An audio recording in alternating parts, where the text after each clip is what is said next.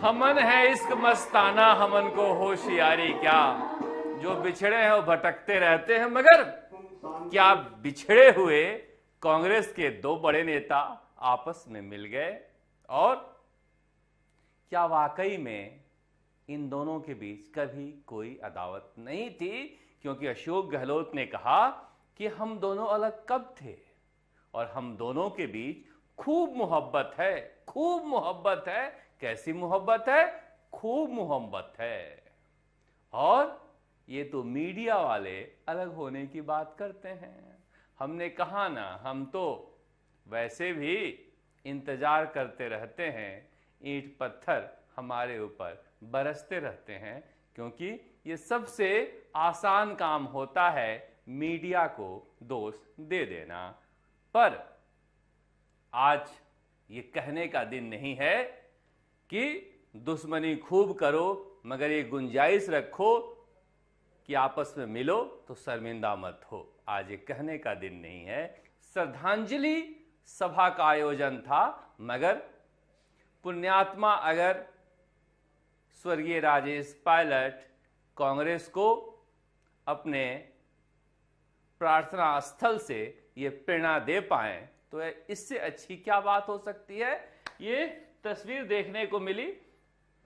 ये तस्वीर मैं आपको क्यों दिखा रहा हूं? ये तस्वीर मैं आपको इसलिए दिखा रहा हूं कि सचिन पायलट जहां से बैठे थे वहां से उठ के आए और सीधे अशोक गहलोत के पास गए। और कैसे, देखिए, भीड़ में ये अशोक गहलोत हैं, सचिन पायलट पूरे भीड़ को नियंत्रित करते हुए अशोक गहलोत को लेकर जा रहे हैं।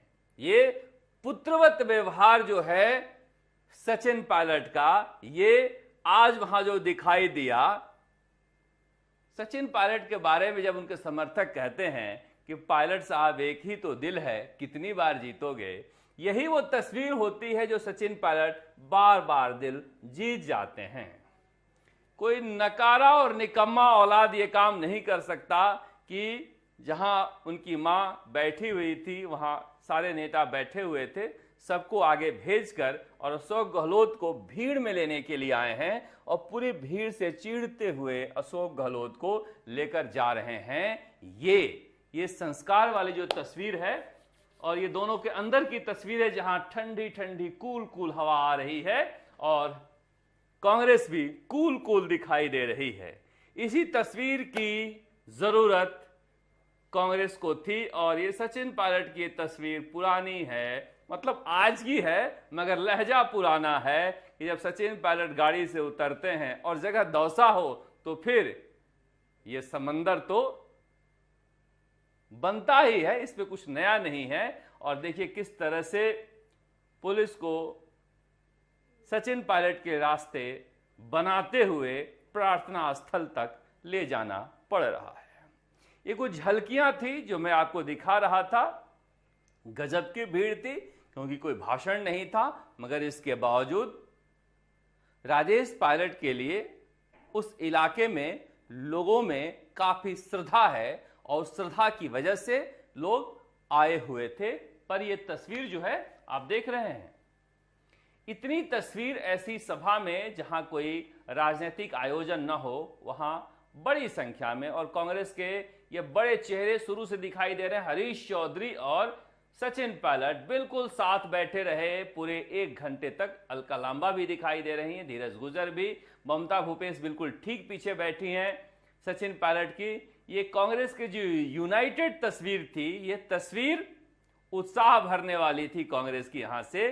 और ये स्वर्गीय राजेश पायलट के प्रति सच्ची श्रद्धांजलि हो पाएगी। आज भी ऊपर चढ़े हुए हैं, सारे खंभों पर चढ़ जाते हैं अपने महबूब नेता की एक झलक पाने के लिए। ये सब झलकियां थी, मगर क्या वाकई में खूब मोहब्बत है? क्योंकि मैं ना कहूं तो कहे बिना रहा भी नहीं जाता है। वैसे मैं अपने बारे में आपको बता दूं कि आखिरी बार मैं अशोक गहलोत से मुख्यमंत्री रहते हुए जब मिला था वो नवंबर 2020 का वक्त था। अशोक गहलोत को याद होगा, हमें भी याद है, पीछे जो शेड लगा हुआ था उसमें मिला था और किसी व्यक्तिगत काम से नहीं और कुछ भी बातचीत नहीं हुई थी सिवाय इसके कि मैंने कहा था कि सचिन पायलट के साथ आप अपने रिश्ते सुधार लो, हालात खराब होते जा रहे हैं। मगर उन्होंने आई गई कहकर बात को टाल दिया था। आप सोच रहे होंगे कि पत्रकार हो, आपने क्यों कहा था? तो पत्रकार है और नेता जब बैठते हैं तो ये नहीं पूछते हैं कि आपके बच्चे किस क्लास में पढ़ते हैं, राजनीतिक बातचीत ही होती है। और मेरी आदत है कि मैं किसी भी नेता, चाहे वसुंधरा राजे के पास बैठूं, गोविंद सिंह डोटासरा के पास बैठूं, मैं कभी भी किसी भी नेता के बारे में कुछ भी नहीं बोलता हूं। यही कहता हूं कि आपस में प्रेम से रहो। मेरी महात्मा गांधी में अटूट आस्था है और सचिन पायलट से भी आज तक जब भी मिला हमने यही कहा कि अशोक गहलोत के साथ मिलकर रहना चाहिए। 1 और 1 11 होते हैं। और मैं बीजेपी के नेताओं के लिए बोलता हूं, बाकी पत्रकारों को देखता हूं कुर्सी खींच कर बैठ जाते हैं और जो नेता मौजूद नहीं रहता है उसके बारे में समझाते रहते हैं, बताते रहते हैं, और वो जो नेता सुनता है वो खुशी से सुनता है। मुझे कोई नेता पसंद नहीं करता अपने साथ बातचीत करना, क्योंकि मैं इस तरह की बात करता नहीं अक्सर। पर मैंने अशोक गहलोत से कहा था तब भी, और ये दौर जो है 2020 के बाद 25 तक कैसा रहा आपको पता है। जो आज सिंहावलोकन का दिन भी है, आज पीछे जाने का दिन भी है। कितना अच्छा होता सचिन पायलट को मुख्यमंत्री से बनने से रोक देने के बाद भी अशोक गहलोत उन्हें अपने आंगन में खेलने देते, मगर आंगन के दरवाजे बंद कर दिए। और लगातार इस तरह की स्थिति बनती चली गई कि सचिन पायलट बगावत पर उतर आए। हालात सुधरे कांग्रेस के हिसाब से तो अशोक गहलोत को कांग्रेस का ताज दिया जाने लगा, मगर अदावत इतनी गहरी थी और मन में द्वेष घृणा इतना ज्यादा गहरा था कि उन्होंने कांग्रेस के राष्ट्रीय अध्यक्ष का पद त्याग कर दिया, सिर्फ सचिन पायलट को मुख्यमंत्री बनने से रोकने के लिए। कहा नकारा है, निकम्मा है, 2021 वाली नहीं, जो एंग्री यंग मैन के लहजे में गाड़ी के ऊपर चढ़ते हुए और ये सारे आरोपों का बौछार किया कि दिखने में अच्छा है, बोलने में अच्छा है, मगर इस तरह का काम करता है, उस तरह का काम करता है, लड़ाने का काम करता है, भिड़ाने का काम करता है। जब बात आई वापस से मुख्यमंत्री बनाने की, तब भी गुजरात के प्रभारी होते हुए एक निजी चैनल के पत्रकार को बुलाकर लाए पाली के इलाके में और खूब खरी खोटी सुनाई सचिन पायलट को। हालात यहां तक पहुंच गए कि सरकार चली गई, मगर 2023 विधानसभा में दोनों ने साथ प्रचार नहीं किया। राहुल गांधी को प्रधानमंत्री बनाने के लिए लोकसभा 2024 में भी साथ प्रचार नहीं किया। अनिल चोपड़ा जैसे कैंडिडेट जीतते जीतते हार गए, मगर अब उसकी भूमिका के बारे में आज बात करना ठीक नहीं है। पर मैं बता रहा हूं कि मोहब्बत इतनी गहरी थी, मोहब्बत इतनी गहरी थी कि सचिन पायलट कई बार वक्त मांग चुके थे, सर्जरी के समय भी, बीमारी के समय भी, पर वक्त मिलता नहीं था। एक बार अजय माकन ने दोनों को मिलवाया भी, तो अगले 24 घंटे तक दोनों ने तस्वीर साझा नहीं की। फिर अजय माकन ने ही मीडिया को यह खबर दी कि दोनों आपस में मिले थे। वो आखिरी मुलाकात थी और उसके बाद सचिन पायलट ने बड़ा दिल दिखाते हुए उन्हें अशोक गहलोत को आमंत्रित करने उनके घर गए। और मैंने उसी दिन कह दिया था कि मैं जिस अशोक गहलोत को जानता हूं, अशोक गहलोत जरूर जाएंगे। हमेशा मुझे याद रहता है सीपी जोशी, जो सचिन पायलट से पहले इनके बेटे नुआयर थे, जिनको अशोक गहलोत उस समय आंखों देखा पसंद नहीं करते थे। वो कांग्रेस में कद्दावर केंद्रीय मंत्री बन चुके थे, उनका जन्मदिन बनाया जा रहा था।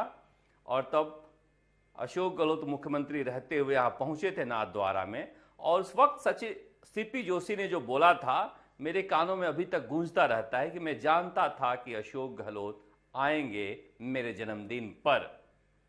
मगर मैं अब अशोक गहलोत का फॉलोअर नहीं, कोरोबरेटर हूं। अब इसका मतलब क्या निकला? अशोक गहलोत ने उनका ऐसा इलाज किया कि केंद्रीय मंत्री तो रहे नहीं, महासचिव भी रहे नहीं, मगर अशोक गहलोत को अपने फॉलोअरों का इलाज करके फिर उनको रिकवर करने में मजा आता है। वैसे उस समय के मुख्यमंत्री कार्यालय में जो अधिकारी थे वो बताते हैं कि सचिन पायलट से बुरा हाल कर रखा था सीपी जोशी का, मगर वो अधिकारी सीपी जोशी के थोड़े मोड़े काम कराकर निकाल लिया करते थे। और सीपी जोशी इतने बड़े मास फॉलोइंग के नेता नहीं थे, लिहाजा वो बड़ा थ्रेट नहीं बन पाए थे, मगर सचिन पायलट बन गए थे। अब ये चर्चा हो रही है, चर्चा इस बात को लेकर हो रही है कि अचानक ऐसा क्या हुआ कि जो दोनों मिल गए और मिलने के बाद ऐसे मिले हैं जैसे कुछ हुआ ही नहीं था। अब देखिए, सियासत में मैं हमेशा से कहता हूं कि गड़े मुर्दे उखाड़े नहीं जाते हैं। भले ही मैं उखाड़ रहा हूं, पत्रकार उखाड़ते हैं, क्योंकि पत्रकारों का काम भी यही है, हमारा और क्या काम है। तो हम अपना काम कर रहे हैं, मगर सियासत में गड़े मुर्दे उखाड़े नहीं जाते हैं। सियासत में तिलांजलियां जो होती है वो हिंदू संस्कार के तहत जला दिया जाता है, जला दी जाती है घटनाओं को, और वो स्वाहा होकर फिजाओं में घुल जाता है, भुला दिया जाता है। कब्र पर हर साल जाकर याद करने की रवायत सियासत में रहती नहीं है। इसलिए नेताओं को फर्क नहीं पड़ता है कि उन्होंने कल क्या कहा था, आज क्या कह दिया, मगर जनता को फर्क पड़ता है। वो सोचती है, ओह आह ये क्या हो गया। पर सियासत ऐसी ही है। बात वही है कि दोनों कह रहे हैं कि ऐसा क्या हुआ। तो कहा जा सकता है कि हालात जो हैं दोनों के लिए ऐसे बन गए कि दोनों एक साथ रहें तो लगता है कि बेहतर होगा। वक्त ने किया ऐसा सितम, हम ना रहें तुम ना रहे। और वक्त का ऐसा सितम है कि अपने राजनीतिक करियर में पहली बार अशोक गहलोत अकेला महसूस कर रहे हैं। दिल्ली के हर दर को उन्होंने ठकठकाकर देख लिया, मगर कोई दरवाजा खुल ही नहीं रहा है सोनिया गांधी का। और मैं जानता हूं कि सोनिया गांधी कभी किसी को माफ नहीं करती। मैंने देखा है, नटवर सिंह हो, माखनलाल फोतेदार हों, अर्जुन सिंह हों, जो उनके लिए जी जान लगा देते थे, एक बार उनकी आंखों के नूर से टपक गए तो फिर वापसी नहीं है। अशोक गहलोत के लिए ये राजस्थान की राजनीति का पारस पत्थर सचिन पायलट ही है, जो उन्हें वापस रिवाइव कर सकता है। इसलिए मिल लिए। मगर सचिन पायलट के लिए भी ये विन विन सिचुएशन है। अपनी तस्वीर न चाहते हुए भी ऐसा बना लिए थे, या बन गई थी कि इनकी जिंदगी अशोक गहलोत में ही अटकी पड़ी है, या बना दिया गया था कि अशोक गहलोत से इनकी अदावत है। उनके तमाम अच्छे गुण और कार्य अशोक गहलोत से अदावत पर अटक जाती थी, जिसे तोड़कर वो आगे निकल सकते हैं, कांग्रेस में एक बड़ी तस्वीर देख सकते हैं। और ये सही भी है कि देखिए, ये अंदर का दृश्य है जब कांग्रेस के सभी नेताओं को लेकर अपने पिता स्वर्गीय राजेश पायलट को लेकर जो प्रदर्शनी लगाई है उसे दिखा रहे हैं। और मैं देख रहा था गोविंद सिंह डोटासरा को भी वो उतना ही सम्मान दे रहे थे, और जो प्रभारी हैं सुखजिंदर सिंह रंधावा या फिर नेता प्रतिपक्ष टीकाराम जूली, वो कोशिश कर रहे थे कि कांग्रेस की एक यूनाइटेड फेस सामने आए।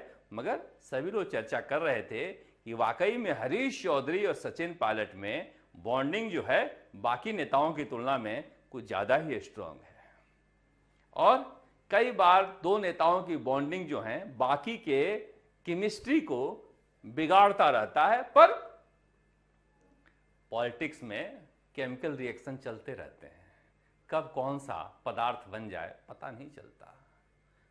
दो रंग मिलकर तीसरा रंग, चौथा रंग, रंग बिरंगा बनाते रहते हैं। यही राजनीति है। राजनीति नहीं बल्कि केमिस्ट्री है, रसायन शास्त्र है और मैथमेटिक्स है भी।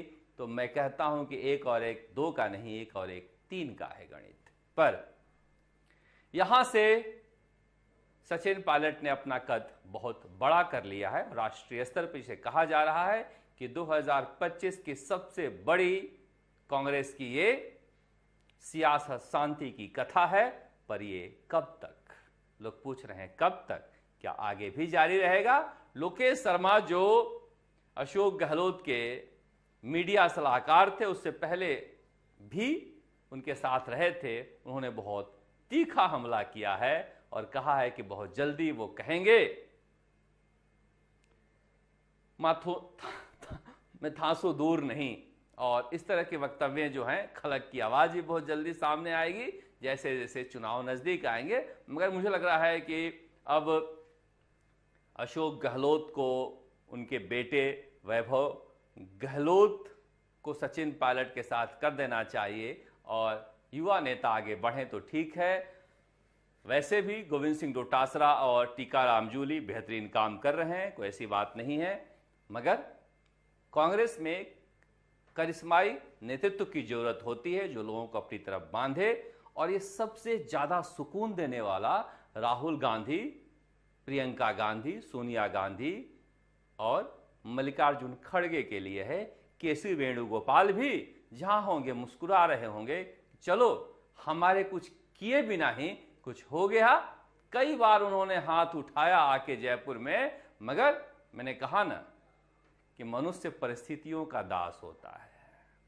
परिस्थितियां जैसे नचाती है वो नाचता है, और परिस्थितियां कुछ ऐसे ही बनी कि दोस्त दुश्मन बने थे, दोस्त बन गए। आगे क्या बनेंगे इंतजार रहेगा उस वक्त का।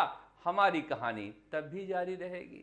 पर यह तस्वीर आज की कांग्रेस के लिए बहुत अच्छी तस्वीर थी और उम्मीद करते हैं ये कांग्रेस के प्रदेश अध्यक्ष गोविंद सिंह डोटासरा, टीकाराम जूली पहुंचे थे, उस वक्त की ये तस्वीरें हैं। बड़ी संख्या में कमोबेश जो भी कांग्रेस का बड़ा नेता था उपलब्ध, वो सभी विधायक, सांसद, पूर्व विधायक, पूर्व सांसद पहुंचे थे। और ये सचिन पायलट की एक ताकत भी है कि लोगों को जोड़ने में विश्वास रखते हैं, और उसका मुजाहरा इन्होंने आज दौसा में कर भी दिया।